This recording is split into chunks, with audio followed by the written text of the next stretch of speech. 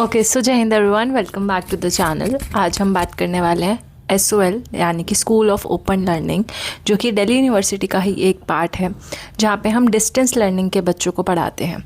So I am a teacher at SOL, जहाँ पे मैं पॉलिटिकल साइंस के ऑनर्स के बच्चों को पढ़ाती हूँ। तो जो बच्चे SOL में एडमिशन लेना चाहते हैं और जो टीचर्स SOL में पढ़ाना चाहते हैं, तो दोनों के लिए वीडियो बहुत हेल्पफुल होने वाला है। तो क्या वैकेंसीज़ होती है, कौन सा फॉर्म भरना होता है एज अ टीचर अगर आप पढ़ाना चाहते हो, क्या क्वालिफ़िकेशन है, और अगर जो टीचर्स के लिए क्वालिफ़िकेशंस है या वगैरह वगैरह, तो आपकी कितनी क्लासेस लगेंगी, क्या चीज़ें होती हैं, वो उन बच्चों को भी पता चल जाएगा। तो मेनली तो फोकस मैंने टीचर्स पे किया है जो टीचर्स SOL में पढ़ाना चाहते हैं। बहुत सारे कमेंट्स आ रहे थे कि SOL के फॉर्म कब आएंगे, क्या फॉर्म निकलते हैं, का कैसे पढ़ा सकते हैं। तो NC वेब का जो मैंने वीडियो बनाया था उसको बहुत ज़्यादा आपकी तरफ से प्यार मिला और बहुत लोगों ने उसको देखा, अप्रिशिएट किया। तो वैसे ही आज हम बात करने वाले हैं SOL के लिए। तो जैसे NC वेब होता है, NC वेब सिर्फ गर्ल्स का होता है और वहाँ पे गर्ल्स स्टूडेंट आती हैं, वो भी सैटरडे संडे क्लासेस लगती हैं किसी सेंटर में, और किसी सेंटर में संडे क्लासेस लगती हैं। वैसे ही SOL के बच्चों की भी क्लासेस लगती हैं। और अगर आपको NC वेब के बारे में पूरा जानना है तो वो वीडियो मैं ऑलरेडी बना चुकी हूँ, आप देख लेना। बात करें SOL की, तो SOL में आपको कितनी क्लासेस मिलती हैं और एज अ टीचर आप कितनी क्लासेस पढ़ाओगे, या एज अ स्टूडेंट भी अगर आप एज अ स्टूडेंट देख रहे हो तो कितनी क्लासेस आपको मिलेंगी, कितनी क्लासेस आप पढ़ोगे, वो भी मैं बताऊंगी। ठीक है, तो आपको मिलते हैं SOL की 15 क्लासेस। एज अ टीचर अगर आप SOL में पढ़ाते हो तो आपको 1500 रुपये पर क्लास का मिलता है, मतलब 1 घंटे का। तो दिन की आपको 2 क्लास मिलती है, सिर्फ संडे मिलेंगी। ठीक है, तो संडे अगर हम दिन की 2 क्लास माने तो एक संडे को आप आराम से 3000 कमा सकते हो।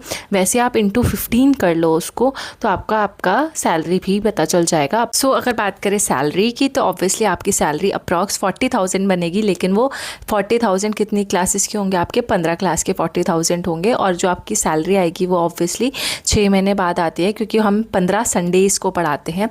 तो पहला बात, आपको क्लासेस क्लियर हो गई और सैलरी क्लियर हो गई। दूसरी बात, जो ऑनर्स के बच्चे होते हैं, ऑनर्स के स्टूडेंट्स जो हैं, उनको 15 मिलती हैं, और बाकी अगर BA प्रोग्राम वगैरह है तो उनको 10 क्लासेस मिलती है। तो ये भी आप याद रखना।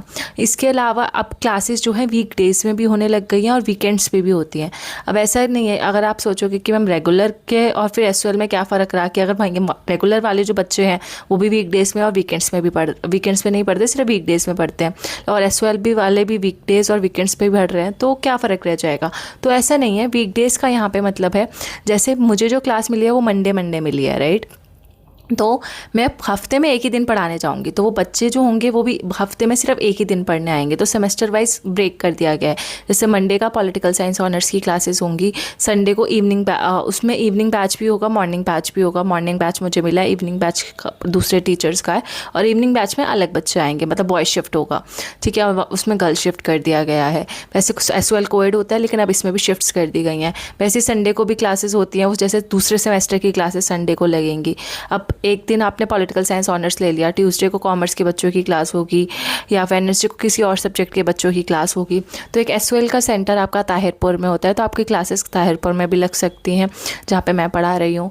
SOL का सेंटर आपका लॉ फैकल्टी भी पड़ जाता है कभी कभी। जो SOL की जो मेन बिल्डिंग है, SOL का ऑफिस है, वहाँ पर भी सेंटर पड़ सकता है। लेकिन इस बार जो ज़्यादातर सेंटर हैं वो ताहिरपुर पड़े हैं, SOL की बिल्डिंग है, आप सर्च कर सकते हो। ठीक है, और SOL की क्लासेस मिलती कैसे हैं, पहली बात। अगर SOL में आपको एडमिशन चाहिए एज अ स्टूडेंट, तो वो आपके लिए ऑब्वियसली एडमिशन फॉर्म निकलता है, वो अलग क्राइटेरिया है। बात करें टीचर्स की, तो टीचर्स के लिए एक अलग से फॉर्म भरना पड़ता है। ऐसा नहीं है कि वो फॉर्म 1 दिन पहले या 2 दिन पहले जब भी वैकेंसी आएगी तब निकलेगा, नहीं, वो फॉर्म पूरे साल ओपन रहता है। बस आपको SOL की वेबसाइट पर रजिस्टर करके रखना है कि जब भी वैकेंसी निकलेंगी तो आपको वहाँ पता चल जाएगा कि अच्छा, फिर आप विजिट भी करते रहो, लेकिन फॉर्म भर के रख लो। तो लिंक डिस्क्रिप्शन में मिल जाएगा, और वो टीचर्स के लिए ही है वो स्पेशली। और एक और लिंक है जो अभी रिसेंटली SOL ने निकाला था बाकी टीचर्स के लिए भी, जिनको मैंने भरा, क्योंकि वो लिंक सबको नहीं पता चल पाया था, क्योंकि जो जैसे मैं DU में काम कर रही हूँ, ऐसे पढ़ा रही हूँ, NC वेब में पढ़ा रही हूँ बाकी जगह, तो मुझे एक अपडेट पता रहता है। हम उस ग्रुप में होते हैं, एज टीचर्स के ग्रुप में, तो पता चल जाता है। वो लिंक भी मैं आपको डिस्क्रिप्शन में डाल दूँगी। आपको उसमें अकाउंट क्रिएट करना है, फिर उस अकाउंट को लॉगिन करके फॉर्म सबमिट करना है। मैं आपको दिखा देती पूरा प्रोसेस, पर मैं क्योंकि ऑलरेडी फॉर्म सबमिट कर चुकी हूँ और मेरे को क्लासेस मिल भी चुकी हैं, मैं 3 क्लासेस ले भी चुकी हूँ अभी तक, 3 वीकेंड्स पे। लेकिन आपको अब जो वैकेंसी निकलेगी वो अब 6 महीने बाद निकलेगी। तो एसयूएल में जो वैकेंसी होती है हर 6 महीने में निकलती है। इस बार की वैकेंसी निकल के जा चुकी है, टीचर्स अपॉइंट भी हो चुके हैं, ठीक है। सो अब अगले 6 महीने बाद जब नया सेमेस्टर स्टार्ट होगा, नए टीचर्स की अपॉइंटमेंट होगी, या फिर हो सकता है पुराने टीचर्स को भी रिटेन करते हैं और कुछ नए टीचर्स को अपॉइंट करते हैं, तो उसमें आपको वो काम आ जाएगा। हो सकता है ये जो फॉर्म का लिंक मैंने डाला है, एक तो कंपलसरी फॉर्म है जहाँ पे मैं आपको लिंक में लिख दूँगी कंपलसरी फॉर्म, वो तो भरना है। एक जो अभी इस बार फॉर्म निकला था उसका भी वो ओपन है, वो भर के रख सकते हो।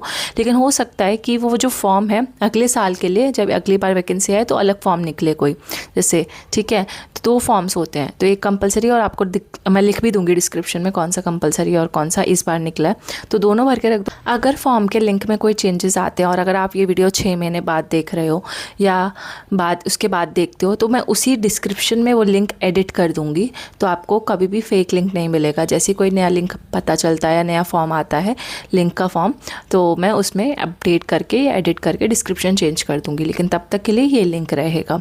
तो अब भी आपको कैसे भरना है और उसमें क्या क्या चीज़ें मेंशन है, देखो नॉर्मली जो आपकी नॉर्मल डिटेल्स होंगी वो होंगी। एडहॉक पैनल कैटेगरी में आपका नाम होना ज़रूरी है, तो ad hoc panel category, ad hoc panel number भी उसमें मांगते हैं। बाकी आपका जितनी भी मार्कशीट वगैरह है वो अपलोड करने के लिए बोलते हैं। एलिजिबिलिटी क्राइटेरिया सिर्फ इतना है कि आपका नेट क्लियर होना चाहिए, ठीक है। नेट क्लियर हो, या फिर नेट नहीं है तो एमफिल एग्जाम्शन भी मिल जाता है। जिनका एमफिल कंप्लीटेड है बेसिकली, तो उनको एग्जाम्शन मिल जाता है, चाहे उनके पास नेट हो या ना हो। सो ये आपका बेसिक क्राइटेरिया है। और पीएचडी में इनरोल हो या नहीं हो वो कोई क्राइटेरिया नहीं होता, लेकिन हाँ इनरोल हो तो चांसेस ज़्यादा बढ़ जाते हैं। पब्लिकेशंस वगैरह करवा रखी है तो एक एज मिलता है। और एक बार आप जब फॉर्म भर दो और दोबारा जब वैकेंसीज़ आएंगी, अभी 6 महीने के बाद आएंगी अब, तो उसके बाद आप क्या करना, आप एक बार एसयूएल ऑफिस भी विज़िट कर लेना, जो यहीं हमारे दिल्ली यूनिवर्सिटी का जो मेट्रो स्टेशन है उसी के पास आपको एक एसयूएल का ऑफिस मिल जाएगा। किसी से भी पूछ लेना, ठीक है। सो वहाँ पे भी आप एक बार विज़िट करना फॉर्म भरने के बाद, कि वहाँ पे टीआईसी से या किसी से भी बात करके कि मैम मैंने ये फॉर्म भर दिया है, कब से क्लासेस स्टार्ट होने वाली हैं। तो एक एज मिलता है कि हाँ आप खुद पर्सनली जाके भी मिले, ताकि उनके दिमाग में बहुत सारे फॉर्म्स होते हैं लेकिन आप पर्सनल जाके मिल सकते हो, तो वो भी एक अच्छा बात हो सकती है, ठीक है। सो ये मैं एसयूएल के टीचर्स के लिए बता रही थी, और आपको आई होप ये छोटा सा वीडियो हेल्पफुल रहा होगा कि आपको क्या फॉर्म भरना है, कैसे भरना है। और कोई भी हेल्प चाहिए होगी तो आप कमेंट सेक्शन में पूछ सकते हो, या मेरे टेलीग्राम ग्रुप है, यहाँ पे आप मेरे से कभी भी कुछ भी क्वेरी हो पूछ लेना, या फॉर्म भरने में कोई दिक्कत आए या कुछ समझ ना आ रहा हो तो कमेंट में डाल देना, मैं पक्का से रिप्लाई कर दूँगी। या फिर आप ये कर सकते हो कि स्क्रीनशॉट लेकर मुझे टेलीग्राम पे डीएम कर सकते हो कि मैम इसमें क्या भरना है, ठीक है। सो मैं वहाँ पे भी बता दूँगी। सो आई होप आपको जो भी आप इंटरेस्टेड हैं एसयूएल के बच्चों को पढ़ाने के लिए, जो कि काफ़ी चैलेंज से होके हुए वो बच्चे आते हैं हमसे पढ़ने के लिए, तो उनको पढ़ाने का एक अपना एक अलग मज़ा होता है बेसिकली। सो अगर आप पढ़ाना चाहते हो और ड्यू में ही पढ़ा रहे हो ना, चाहे संडे ही पढ़ा रहे हो, लेकिन पढ़ाना इज़ लाइक मतलब वो ड्यू के स्टूडेंट्स को पढ़ाना, वो भी ऐसे बच्चे जो रेगुलर में नहीं मिल पाए, या फिर हो सकता है कि उनको किसी कंडीशन की वजह से एसयूएल ज्वाइन करना पड़ गया हो, तो उनके अलग पढ़ाने में अलग एक मज़ा आता है, ठीक है। उनके अलग एक चैलेंजेस होते हैं जो हमें और एज अ टीचर उभरने में, मतलब इम्प्रूव करने में हेल्प करते हैं। तो एसयूएल का मटेरियल अगर लेना चाहता है तो एसयूएल की वेबसाइट पे आपका कोई भी कोर्स है तो आपको एसयूएल का मटेरियल वहाँ पे अवेलेबल हो जाएगा। एसयूएल के बच्चों के लिए बता रही हूँ, एंड इवन टीचर्स भी वो मटेरियल रेफ़र कर सकते हैं। पूरा पीडीएफ हिंदी और इंग्लिश दोनों में अवेलेबल है हर सब्जेक्ट का, ठीक है। हो सकता है वो पीडीएफ मोबाइल में ना खुले, बट अगर आप लैपटॉप में लेते हैं तो मैंने लैपटॉप में जहाँ से मैंने भी डाउनलोड किया था बच्चों को पढ़ाने के लिए, तो सारे सब्जेक्ट्स के अवेलेबल हैं, subject wise, semester wise, Hindi English both. So आप वहाँ से खुद से भी डाउनलोड कर सकते हो। और एसयूएल के बच्चों को अलग से बुक भी इशू होती है, जो कि उनकी फ़ीस का ही पार्ट होती है, तो आपके घर पे बुक्स भी डिलीवर हो जाती हैं। और एज अ टीचर अगर आपको हार्ड कॉपी चाहिए तो आपको भी मिल जाती है, ठीक है, एसयूएल के ऑफिस से। सो ये पूरा क्राइटेरिया था, आई होप आपको समझ आया होगा। और दोनों ही तरीके के लोगों को, चाहे एज अ टीचर आप देख रहे हो या एज अ स्टूडेंट आप पढ़ना चाहते हो कभी एसयूएल में आगे, अगर आप अभी स्कूल में हो तो वो भी, उसके लिए भी आप पढ़ सकते हो। काफ़ी अच्छी अपॉर्चुनिटी मिलती है और बहुत अच्छे से आपको पढ़ाया जाता है।